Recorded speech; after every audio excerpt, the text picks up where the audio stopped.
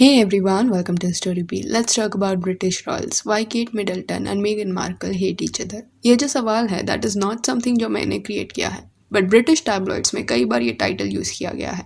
जब से मेगन ने रॉयल फैमिली में एंट्री लिया है तब से कई बार ब्रिटिश टैबलॉइड्स ने केट एंड मेगन के झगड़े के बारे में फॉल्स नरेटिव पेश किया है. जब हैरी वॉज अनमैरिड तब थोड़ा मसाला मिलने के लिए ना केट वर्सेस क्वीन एलिजाबेथ भी किया जाता था कि कैसे केट ब्रिटिश प्रोटोकॉल के अकॉर्डिंग ड्रेस नहीं करती एंड क्वीन को डिसरिस्पेक्ट कर रही है. सो एक पैटर्न देखने मिला है वहाँ के मीडिया हाउसेस में जो काफ़ी ज़्यादा टॉक्सिक है. जिन्हें नहीं पता केट एंड मेगन कौन है वो ये फैमिली ट्री रेफर कर सकते हैं.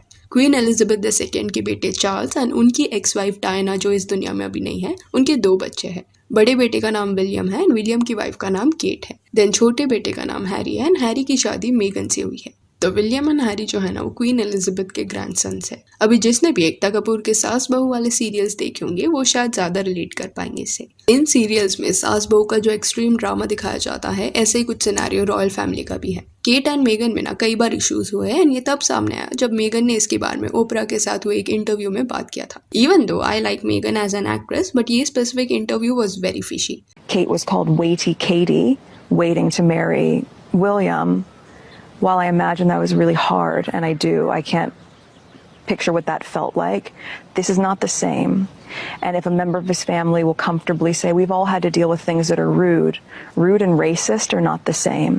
इसमें जिस तरह मेगन बात कर रही थी ना केट के बारे में, उसे देख के ऐसा लग रहा था कि या तो वो स्टोरी फॉर्म कर रही है या तो वो पूरा सच नहीं बता रही. उसका बॉडी लैंग्वेज देख के कई लोगों ने ये चीज पॉइंट आउट किया. हो सकता है कि दूसरे जो भी पॉइंट्स मेगन रेज कर रही थी कि ब्रिटिश रॉयल फैमिली उसे डिस्क्रिमिनेट करती थी, उसे ठीक से ट्रीट नहीं करती थी, ये सब सच हो. पर इस इंटरव्यू में जिस तरह उसने केट के बारे में बात किया ना, वो सुनने के बाद जो भी लोग उसे सपोर्ट कर रहे थे वो उसके अगेंस्ट जाने लगे. अभी करंटली हैरी एंड मेगन दोनों रॉयल फैमिली का हिस्सा नहीं है क्योंकि 2020 में उन्होंने रॉयल फैमिली छोड़ने का डिसीजन लिया. इसी वजह से अभी उनके पास रॉयल टाइटल्स भी नहीं है. एंड रिसेंटली जब क्वीन एलिजाबेथ पास्ड अवे तब मेगन एंड हैरी अपने फैमिली को मिलने भी गए. इस दौरान फिर से ब्रिटिश मीडिया जो थी ना दे वेंट रोग. कुछ भी झूठी कहानी वो टैबलॉइड्स में लिखने लगे कि कैसे मेगन मार्कल को सिक्योरिटी वाले वो एरिया से निकलने बोल रहे थे but she was not going. जबकि ये जो क्लिप है ना इसमें कुछ और ही कॉन्वर्सेशन हो रहा है. मेगन को कुछ लोगों ने फ्लावर्स दिए थे तो वहाँ जो पर्सन खड़ा था उसने मेगन को जाके बोला कि अगर वो चाहे तो जो फ्लावर्स है वो उसे दे सकती है, वो हैंडल कर लेंगे.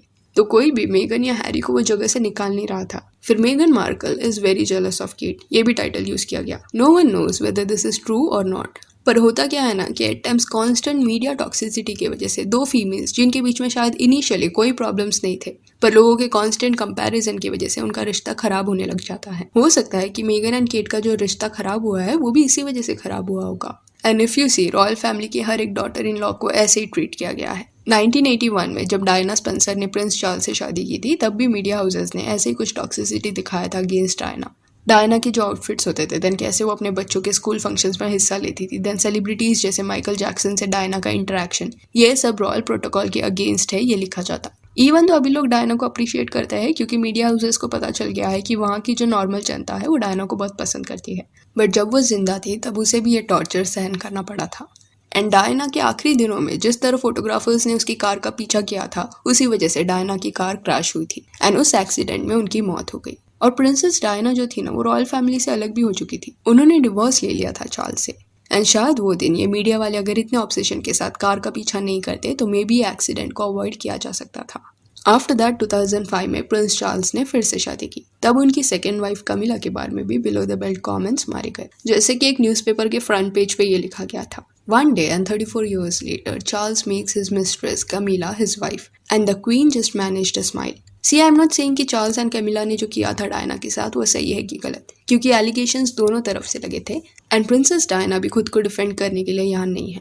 But keeping all this aside, किसी भी एक इंडिविजुअल का कैरेक्टर असैसिनेशन करना, चाहे फिर वो कोई भी हो, वो गलत हो जाता है. डायना के साथ जैसे मीडिया ने बिहेव किया था वैसे ही सेम टू सेम कमिला को भी ट्रीट किया गया. कमिला बहुत ज्यादा पीती है, देन वो क्राउन छीनने का ट्राई कर रही है. Camilla's husband Charles tried kissing a boy, evil Camilla caught, ये वो छापा गया.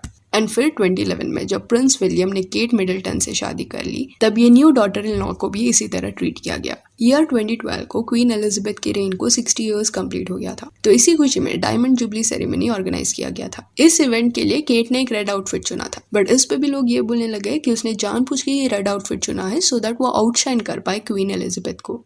एंड अभी बीच में जब क्वीन की तबीयत खराब भी हुई थी तब भी ये बोला गया कि केट एंड कमिला दोनों थ्रोन के लिए झगड़ा कर रहे हैं। देन केट के ड्रेसिंग सेंस पे भी कई बार कमेंट्स किए गए कि वो एक रॉयल फैमिली से बिलोंग करती है तो उसे थोड़ा लंबा ड्रेसेस पहनना चाहिए, छोटा ड्रेसेस नहीं।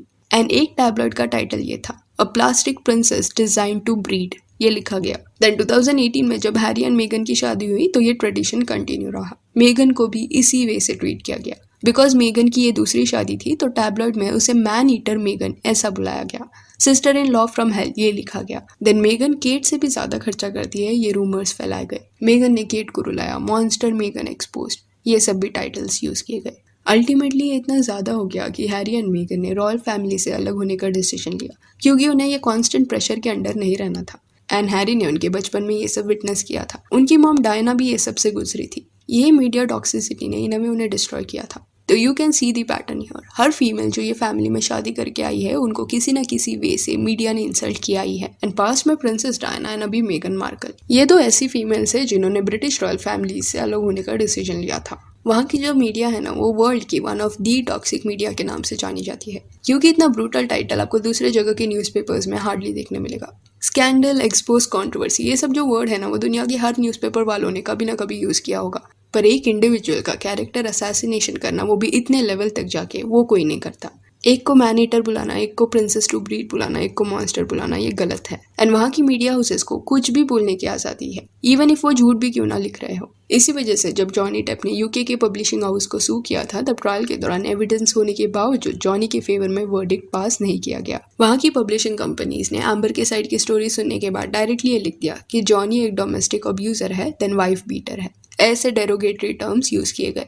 And technically all these statements came under the category of being either false or unfair because पहले तो उनके पास कोई एविडेंस नहीं था एंड सिर्फ वन साइडेड स्टोरी उन्होंने सुना था। एम्बर ने जो कहा वो उन्होंने सच मान लिया एंड इसी वजह से जॉनी का जो रेप्यूटेशन था that was destroyed. Still UK court ने न्यूज़पेपर वालों के अगेंस्ट कोई एक्शन नहीं लिया क्योंकि वहाँ ये सारे जो टाइटल्स है ना उसे बहुत ज़्यादा नॉर्मलाइज किया गया है। सोचो रॉयल फैमिली को बख्शा नहीं जाता तो एक सेलिब्रिटी को थोड़ी वो लोग बख्शेंगे। एंड फिर इसी वजह से जस्टिस मिलने के लिए जॉनी ने फिर क्या किया कि अमेरिका के कोर्ट में केस फाइल कर दिया एम्बर के अगेंस्ट। एंड यहाँ पे एविडेंस सब देखने के बाद जो वर्डिक्ट पास किया गया वो जॉनी के फेवर में था। सो या that's it for this video. Do let me know कि ये जो टॉक्सिसिटी वहाँ की मीडिया हाउसेस शोकेस करती है इस पे व्हाट यू हैव टू से। And if you want you can follow us on Instagram जिसका लिंक आपको डिस्क्रिप्शन में मिल जाएगा। और ये वीडियो अच्छी लगी हो तो लाइक एंड शेयर करें और ऐसे और अपडेट्स के लिए चैनल को प्लीज़ सब्सक्राइब करें। Thank you.